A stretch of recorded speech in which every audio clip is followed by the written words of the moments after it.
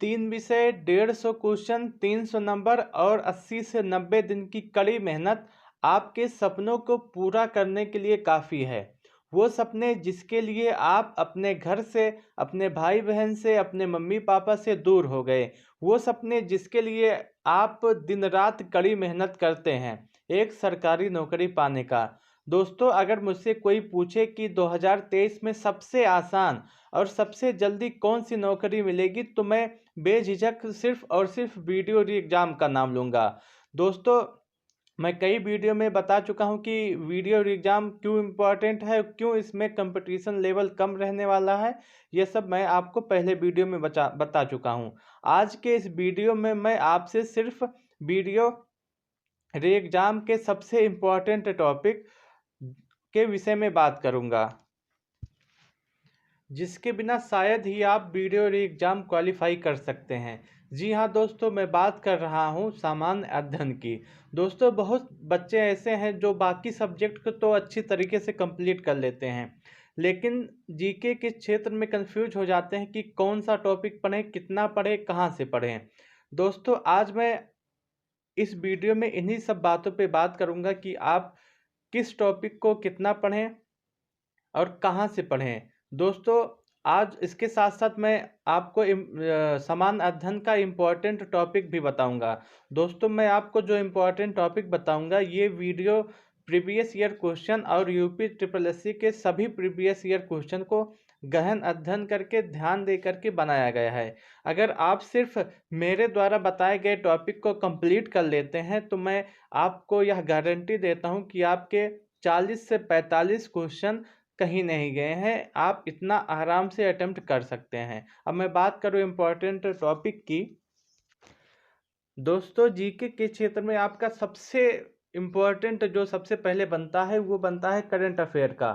दोस्तों, current affair आपके लिए जीके के क्षेत्र में सबसे ज़्यादा इम्पोर्टेंट है, क्योंकि पिछली बार देखा गया था कि 50 क्वेश्चन में से 8 से 10 क्वेश्चन आपके सिर्फ और सिर्फ करंट अफेयर के पूछे गए थे।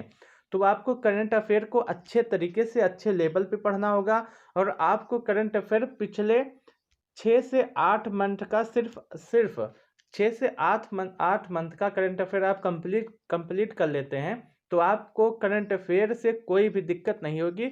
आपका करंट अफेयर आसानी से कंप्लीट हो जाएगा।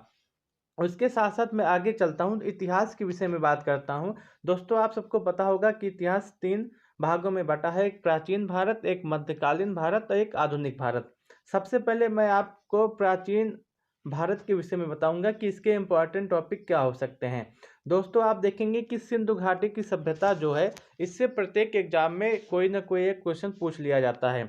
उसके बाद वैदिक समाज, वैदिक संस्कृति जिसे आप कहते हैं, उस पर भी इम्पोर्टेंट है आपका। उसके बाद सबसे ज़्यादा इम्पोर्टेंट अगर प्राचीन इतिहास में से कोई है और यूपी ट्रिपल एससी का फेवरेट है, तो आप जैन धर्म और बौद्ध धर्म को ले सकते हैं। आप यूपी ट्रिपल एससी का पेपर देते हैं या दिए होंगे, तो आप ये देखेंगे कि जैन धर्म और बौद्ध धर्म से एक क्वेश्चन वो पूछता ही पूछता है, चाहे बौद्ध संगीत ही क्यों ना पूछ ले। उसके बाद आपका अगला टॉपिक जो इम्पोर्टेंट हो जाता है, वो मौर्य साम्राज्य हो जाता है। उसके बाद गुप्तकाल हो जाता है। दोस्तों, गुप्तकाल भी आपका बहुत ही इंपॉर्टेंट टॉपिक है। उसके बाद प्रमुख राजवंश आपके इंपॉर्टेंट टॉपिक हैं, और प्रमुख राजवंश चाहे वो दक्षिण भारत के हों या उत्तर भारत के हों, कि कैसे कैसे राज्यों का उदय हुआ। और सबसे पहले राज्यों के अंतर्गत आपको ये देखना है, राजवंश के अंतर्गत, कि जिस राजवंश का उदय हुआ उसमें जो प्रथम राजा कौन से थे, और उसके बाद उसकी राजधानी कहाँ पे स्थापित की गई थी, ये आपको देखना है। दोस्तों, आपको प्राचीन इतिहास के अंतर्गत सिर्फ और सिर्फ इन्हीं टॉपिक को देखना है। अगर आप इतने टॉपिक को देख लेते हैं, तो आपको प्राचीन इतिहास से संबंधित कोई भी दिक्कत नहीं होगी। दोस्तों, अब चलते हैं मध्यकालीन भारत की तरफ। तो यहाँ पे सबसे पहले आपको सल्तनत काल पूरा कंप्लीट कर लेना है। उसके साथ साथ आपको विदेशी यात्री भी कंप्लीट कर लेना है। विदेशी यात्री जितने भी हैं, वो चाहे जिस काल में आए हैं, आपको सब देखना है। उसके साथ साथ जो उनकी इम्पोर्टेंट बुक है, उसको भी आपको देख लेना है। उसके बाद स्वतंत्र राज्य जैसे हैं हुए हैं उस समय, उसको भी देख लेना है। एग्जाम्पल के तौर पे आप जौनपुर देख सकते हैं, मैसूर देख सकते हैं।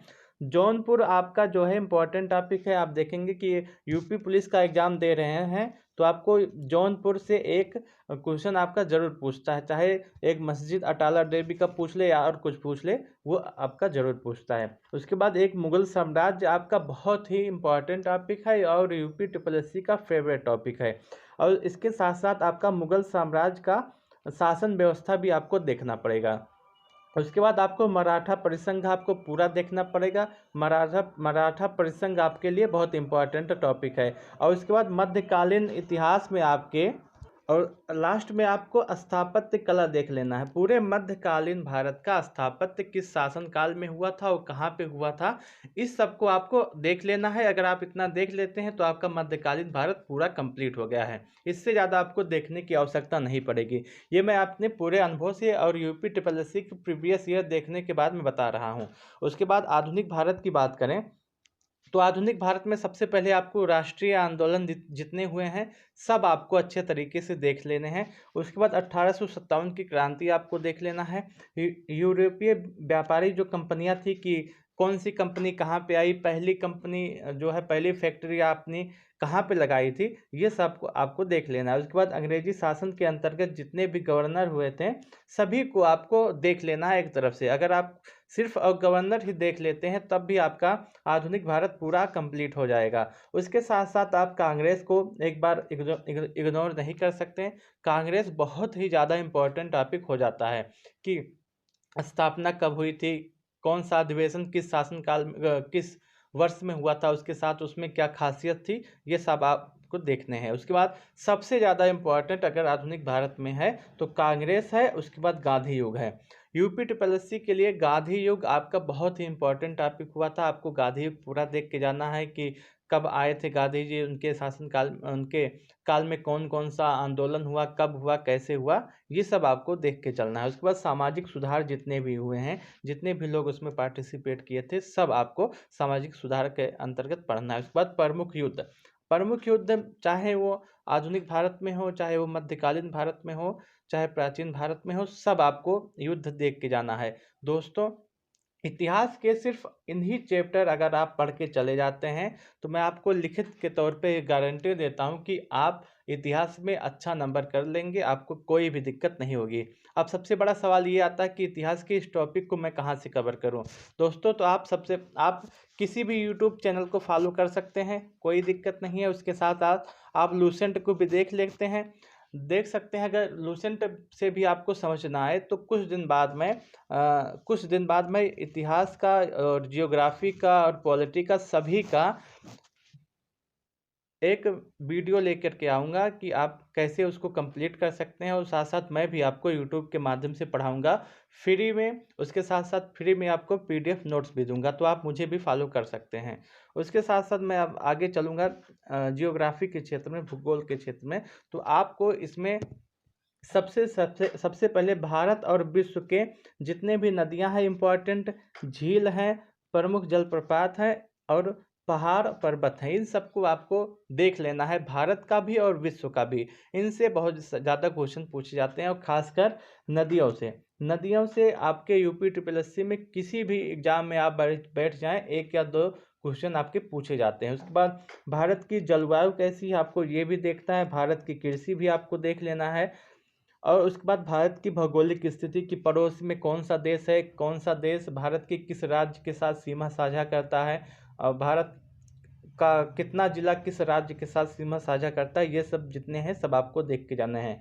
उसके बाद आपका बहुउद्देशीय नदी घाटी परियोजना आपको देख के जाना है पूरा कंप्लीट। उसके साथ साथ वन्य जीव अभ्यारण्य और राष्ट्रीय पार्क भी आपको देख के जाने हैं। और देश राजधानी मुद्रा ये भी आपको देख लेना है। इसको आप स्टैटिक के क्षेत्र में भी आप रख सकते हैं, उसमें भी देख सकते हैं। उसके साथ साथ जनगणना और वन रिपोर्ट और सौर मंडल, इतने टॉपिक अगर आप देख के चले जाते हैं जियोग्राफी में वीडियो के लिए, सिर्फ और वीडियो के लिए आप देख के चले जाते हैं तो आपको जियोग्राफी में कोई भी दिक्कत नहीं होगी, आप अच्छे से सभी क्वेश्चन को टैकल कर पाएंगे। दोस्तों, अब बात करते हैं पॉलिटी की। तो पॉलिटी में सबसे पहले आपको प्रस्तावना के जाना है। उसके बाद साथ साथ विदेशी स्रोत जो हैं कि कौन सा संविधान के अंतर्गत है और किस देश से लिया गया है, इसको आपको देख के जाना है। उसके बाद आपको इम्पोर्टेंट आर्टिकल देख के जाने हैं, 1 से लेकर के लगभग 100 तक जितने भी इम्पोर्टेंट आर्टिकल हैं उसको आप आराम से देख सकते हैं पूरा। उसके बाद जो इम्पोर्टेंट आर्टिकल बचते हैं, कुछ और बचते हैं, उसको आप बाद में देख सकते हैं। उसके बाद भाग और आर्टिकल जितने भी आपको ये सब पूरा कंप्लीट करके जाना है। उसके बाद मौलिक अधिकार हुआ, डीपीएसपी हुआ और न्यायपालिका हुआ। न्यायपालिका और मौलिक अधिकार आपका बहुत ही ज़्यादा इम्पोर्टेंट टॉपिक है यूपी ट्रिपल एससी के अंतर्गत। उसके बाद राष्ट्रपति, प्रधानमंत्री, उपराष्ट्रपति, राज्यपाल, ये भी आपके इम्पोर्टेंट टॉपिक हैं यूपी ट्रिपल एससी के लिए। उसके बाद संविधान सभा हुआ, संविधान संशोधन हुआ और अंत में आप सब देख सकते हैं कि संसद के अंतर्गत आप राज्यसभा को भी देख सकते हैं और लोकसभा को भी देख सकते हैं। उसके बाद पंचायती राज हुआ, निर्वाचन आयोग हुआ। दोस्तों, अगर आप पॉलिटी के अंतर्गत इतने टॉपिक को देख के चले जाते हैं तो आपको पॉलिटी में कोई भी दिक्कत नहीं आएगी, आप आराम से सभी क्वेश्चन को टैकल कर पाएंगे। उसके बाद मैं बात करता हूँ इकोनॉमिक की। और इकोनॉमिक में आपको ज़्यादा नहीं देखना है, क्योंकि सबसे पहले आपको पंचवर्षीय योजना है उसको देख लेना है। जितने भी बैंक हैं, बैंक से संबंधित जितने भी क्वेश्चन बनते हैं उनको देख लेना है। करंट से जो इकोनॉमिक में चेंजेस हुए हैं आप उसको देख लीजिएगा, इससे ज़्यादा क्वेश्चन आता है। उसके साथ साथ आप बजट देख सकते हैं। दोस्तों, इकोनॉमिक में आपको बस इतना ही देखना है और ज़्यादा कुछ देखना नहीं है। उसके बाद मैं बात करता हूँ विविध की। तो विविध में आप देख सकते हैं कि जितने भी दिवस हैं, इम्पोर्टेंट दिवस हैं, आप उसको देख लीजिएगा। जितने भी मुख्यालय हैं आप उसे भी देख सकते हैं। जितने भी इम्पोर्टेंट मुख्यालय हैं आप उन्हें देख के ही जाइएगा। इम्पोर्टेंट पुस्तक हैं, जो इम्पोर्टेंट पुस्तक है, नई हो या पुरानी हो, आपको सब देख के जाना है। लोकगीत हुआ, लोक संगीत हुआ, शास्त्रीय नृत्य हुआ, ये सब आप पूरा देख के जा सकते हैं। उसके बाद राजधानी हुआ, मुद्रा हुआ, यूपी में कौन सा सभी राज्यों के राज्यपाल हैं उसको भी आप देख सकते हैं। स्टेट के अंतर्गत इतना देख सकते हैं। उसके बाद आपका बचता है दो, एक बचता है यूपी स्पेशल। यूपी स्पेशल के लिए आप कुछ न कीजिए, सिर्फ परीक्षा बाड़ी की एक बुक ले आइए, आप उससे पढ़ सकते हैं, नहीं तो मैं आगे चल के करवाऊंगा, आप मेरे से पढ़ सकते हैं। उसके बाद आपका बचता है साइंस।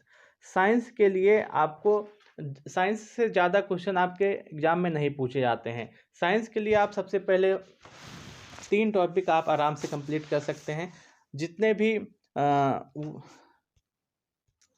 विटामिन देख लीजिएगा। उसके बाद प्रमुख रोग जो हैं आप उसे भी देख सकते हैं। कोशिका इंपॉर्टेंट टॉपिक है, आप साइंस के लिए आप उसे भी देख सकते हैं। उसके साथ साथ कंकाल तंत्र है जो, उसे भी आप देख सकते हैं। उसके बाद पादप जगत के जो कुछ इम्पोर्टेंट है आप उसे देख सकते हैं। बस आपको बायोलॉजी में इतना ही पढ़ना है। उसके बाद अगर फिजिक्स की बात करूँ, फिजिक्स में आपको मापन पढ़ लेना है अच्छे से, गति आपको पढ़ लेना है, उसके साथ साथ ग्रेविटी आपको पढ़ लेना है, विद्युत आपको पढ़ लेना है, उसके बाद ध्वनि आपको पढ़ लेना है। यही इम्पॉर्टेंट टॉपिक है जिससे ज़्यादातर साइंस में क्वेश्चन पूछे जाते हैं। वैसे साइंस से ज़्यादा से ज़्यादा 3 से 4 क्वेश्चन आपके एग्जाम में पूछे जाएंगे बस। अगर आप इतना कर लेते हैं तो आपका आराम से 2 या से 3 क्वेश्चन साइंस से हो जाएगा, आपको बिल्कुल भी परेशान होने की आवश्यकता नहीं है। उसके बाद अब सबसे ज़्यादा जो सवाल आएगा, सबसे ज़्यादा आपके दिमाग में प्रश्न आएगा कि ये सबको कहाँ से करें। दोस्तों, आप किसी भी यूट्यूब चैनल से कंप्लीट कर सकते हैं, कोई दिक्कत नहीं है। उसके साथ साथ आप लूसेंट की बुक ले सकते हैं, वहाँ से भी कर सकते हैं।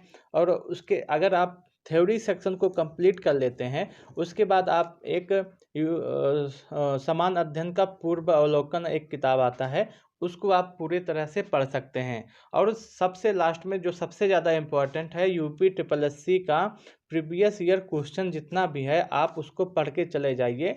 मैं आपको गारंटी देता हूं कि आपको जीके के सेक्शन में कोई भी दिक्कत नहीं होगा। उसके साथ साथ आप इस चैनल को भी सब्सक्राइब कर सकते हैं। मैं कुछ ही दिनों में आपको जीके का जितना भी इम्पोर्टेंट है सब मैं आपको एक लिस्ट वाइज आपको करवा दूंगा, आपको कोई दिक्कत नहीं है। आगे की वीडियो में मैं हिंदी के विषय में भी बात करूंगा और रीजनिंग के विषय में बात करूंगा। तो अगर आपको यह वीडियो अच्छा लगा हो, थोड़ा सा भी इंफॉर्मेटिव लगा हो, तो आप यह चैनल को सब्सक्राइब कर सकते हैं। और हिंदी की पूरी स्ट्रेटेजी और रीजनिंग की भी आपको जल्द ही इस वीडियो पे, इस चैनल पे मिल जाएगी। दोस्तों, वीडियो को लास्ट तक देखने के लिए आपका बहुत बहुत धन्यवाद।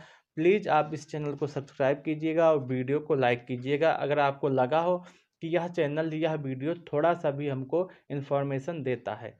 तो धन्यवाद।